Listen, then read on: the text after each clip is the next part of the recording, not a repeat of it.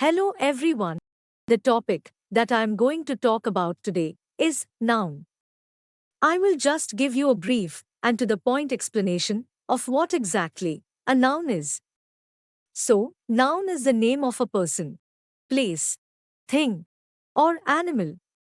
For example, any name of a person, like John, Harry, the name of a place, like New York, Dubai, any name of a thing, like a book, pen, table, the name of an animal, like lion, cow, etc., can be considered as noun. Let us now consider a real time example in the form of a sentence. The sentence is Julian will be traveling to Australia and he will stay in a hotel.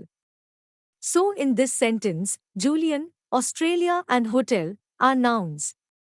These can further be categorized into different nouns. We will cover the types of noun in the upcoming video. Till then, stay tuned.